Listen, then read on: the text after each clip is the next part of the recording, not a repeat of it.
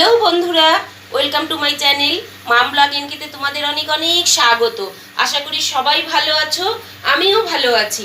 আমি আবার এসে গেছি নতুন একটা রেসিপি নিয়ে, পাতলা জ্যান্ত রুই মাছের ঝোল। আমি এটা কিভাবে বানিয়েছি প্রথম থেকে শেষ অবধি তোমরা দেখতে থাকো, তাহলে রেসিপিটা শুরু করে দেওয়া যাক। দেখো, এখানে আমি জ্যান্ত বড় সাইজের দুটো মাছ নিয়ে নিয়েছি। মাছটাকে খুব ভালো করে কেটে ধুয়ে নুন হলুদ মাখিয়ে নিয়েছি। আর এখানে আমি নিয়ে নিয়েছি, মশলাতে কি নিয়েছি সেটা একবার দেখে নাও। দেখো, এখানে নিয়েছি একটা মাঝারি সাইজের পেঁয়াজ নিয়েছি, 1 ইঞ্চি আদা নিয়েছি, 1 চামচ জিরে, 4-5টা মতন কাঁচা লঙ্কা, আর একটা ছোট সাইজের টমেটোকে 4 ভাগ করে আমি নিয়েছি। মশলাতে আমি এই দেবো। এগুলো একটা সাইডে সরিয়ে রেখে একটা মিক্সিং জার আমি নিয়ে নিলাম। এবার এর মধ্যে সব আমি একে একে দিয়ে দেব। ঝালটা তোমরা যে যেরকম পছন্দ করো সে সেরকম দেবে। আর যা গরম পড়েছে, খুব বেশি মশলা ভালো লাগে না খেতে, যার জন্য এইভাবে একটু পাতলা মাছের ঝোল বানিয়ে খেয়েও খুব ভালো লাগবে। আদা দিয়ে দিলাম, পেঁয়াজটা সব দিয়ে দিচ্ছি, আর জিরেটা দিয়ে দিলাম।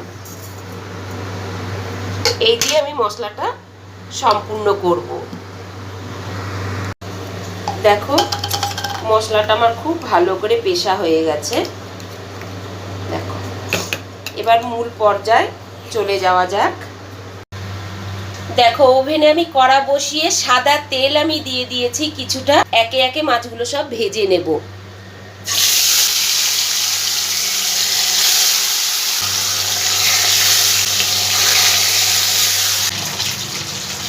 দুটো পিঠ খুব ভালো করে আমার ভাজা হয়ে গেছে। এবার মাছগুলোকে আমি একে একে সব তুলে নেব।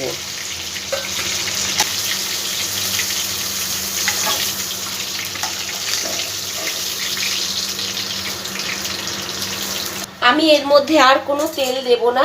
এর মধ্যে এবার আমি ফোড়ন দিয়ে দেবো। দেখো, এখানে 1/2 চামচ মতন কালো সর্ষে আছে, দুটো শুকনো লঙ্কাকে আমি মধ্যিখান দিয়ে ফেড়ে নিয়েছি। গ্যাসের ফ্লেমটা এখন লোতে আমি দিয়ে দিলাম।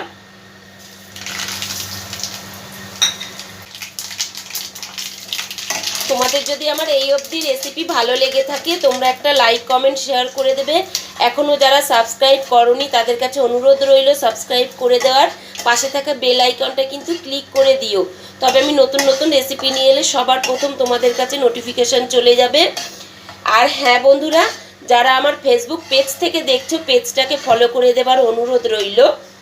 এবার আমি এর মধ্যে বেটে রাখা মশলাটা সম্পূর্ণ দিয়ে দেবো। এর মধ্যে পরিমাণ মতন হলুদ গুঁড়ো দেব, আর দেব স্বাদ মতন নুন।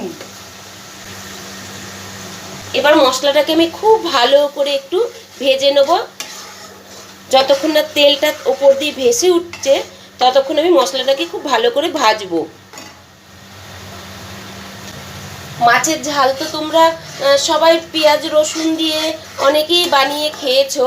তোমরা একবার এরকম রসুন ছাড়া বানিয়ে খেয়ে দেখো, খুব ভালো লাগবে খেতে, অসাধারণ লাগে গরম ভাতের সাথে। ভালো করে মশলাটা একটু আমি ভেজে নেব। দেখো, মশলাটা আমার খুব ভালো করে ভাজা হয়ে গেছে, মশলা থেকে তেলটাও ছেড়ে দিয়েছে।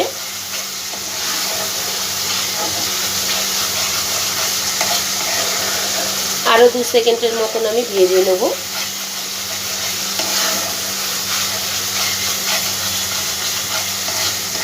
খুব সুন্দর একটা গন্ধও বেরিয়ে গেছে। এবার আমি মশলার মধ্যে মশলা ধোয়া জলটা আমি এবার এর মধ্যে দিয়ে দেবো সম্পূর্ণটা। আরও একটু জল আমি দিয়ে দিলাম। এবার ফুটে ওঠা অবধি আমি একটু অপেক্ষা করব।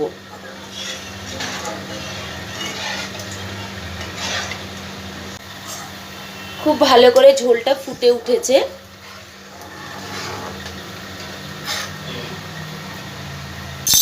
এবার আমি মাছগুলো সব একে একে ঝোলের মধ্যে দিয়ে দেবো।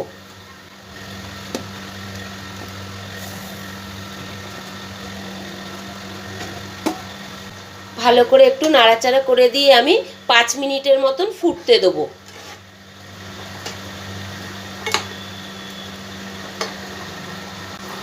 5 5 মিনিট বাদে আমি ফিরে এলাম। দেখো ফাইনালি আমার পাতলা রুই মাছের ঝোল রেডি হয়ে গেছে। এবার আমি এর মধ্যে কিছুটা ধনেপাতা কুচি আমি ওপর দিয়ে ছিটিয়ে দিলাম। এবার আমি এটাকে নাবিয়ে নেব। আজকের মতন এইটুকুনি থাক বন্ধুরা, আবার অন্য কোনো রেসিপি নিয়ে ফিরে আসবো। টাটা।